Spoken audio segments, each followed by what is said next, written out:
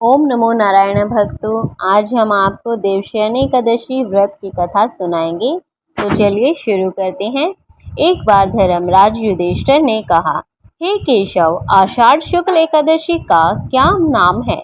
इस व्रत के करने की विधि क्या है और इस दिन किस देवता का पूजन किया जाता है? भगवान श्री कृष्ण कहने लगे कि हे युधिष्ठिर, जिस कथा को ब्रह्मा जी ने नारद जी से कहा था वही मैं तुमसे कहता हूँ। एक समय नारद जी ने ब्रह्मा जी से यही प्रश्न किया था।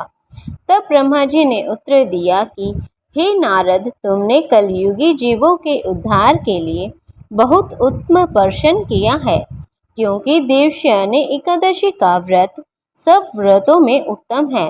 इस व्रत से आपके समस्त पाप नष्ट हो जाते हैं और मनुष्य इस व्रत को नहीं करते वे नरकगामी होते हैं।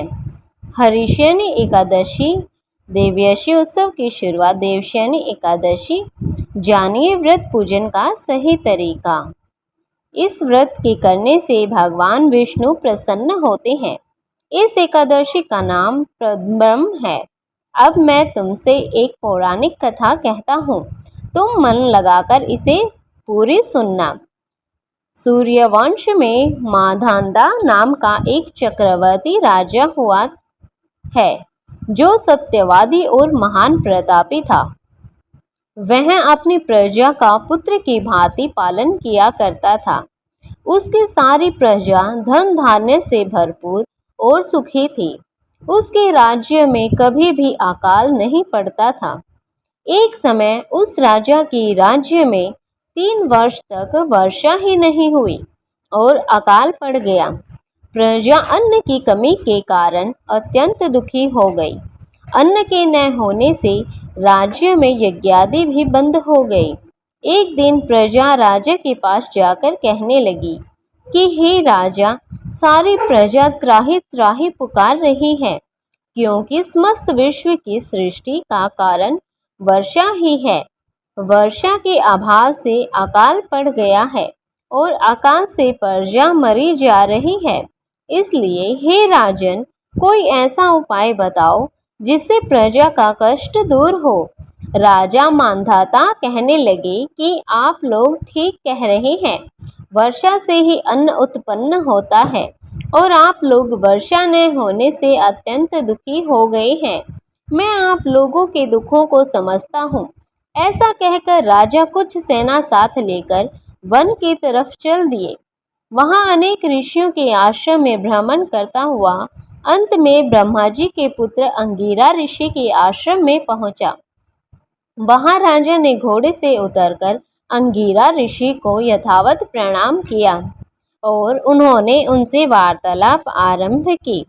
वीडियो को बीच में स्किप मत कीजिएगा, पूरी अंत तक देखिएगा, क्योंकि आपको तभी पुण्य फल की प्राप्ति होती है जब आप कथा को पूरा सुनते हैं।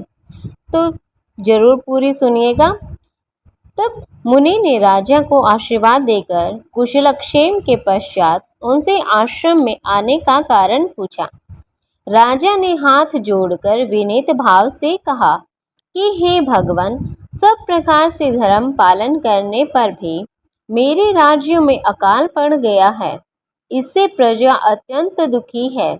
राजा के पापों के प्रभाव से ही प्रजा को कष्ट होता है, ऐसा शास्त्रों में कहा गया है।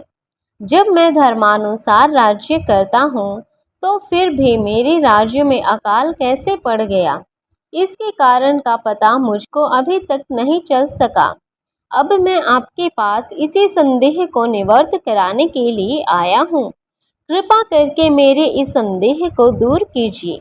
साथ ही प्रजा के कष्ट को दूर करने का कोई उपाय भी बताइए। इतनी बात सुनकर ऋषि कहने लगे कि हे राजन, यह सतयुग सब युगों में उत्तम है। इसमें धर्म को चारों चरण सम्मिलित हैं, अर्थात इस युग में धर्म की सबसे अधिक उन्नति है। लोग ब्रह्म की उपासना करते हैं और केवल ब्राह्मणों को ही वेद पढ़ने का अधिकार है। ब्राह्मण ही तपस्या करने का अधिकार रख सकते हैं, परंतु आपके राज्यों में एक शूद्र तपस्या कर रहा है। इसी दोष के कारण आपकी राज्य में वर्षा नहीं हो रही है। इसलिए यदि आप प्रजा का भला चाहते हो तो उस शूद्र का वध कर दो। इस पर राजा कहने लगा कि महाराज, मैं उस निरपराध तपस्या करने वाले शूद्र को किस तरह मार सकता हूँ? आप इस दोष से छूटने का कोई दूसरा उपाय बताइए। तब ऋषि कहने लगे कि हे राजन, यदि तुम अन्य उपाय जानना चाहते हो तो सुनो। आषाढ़ माह के शुक्ल पक्ष के ब्रह्म नाम की एकादशी का विधि पूर्वक व्रत करें।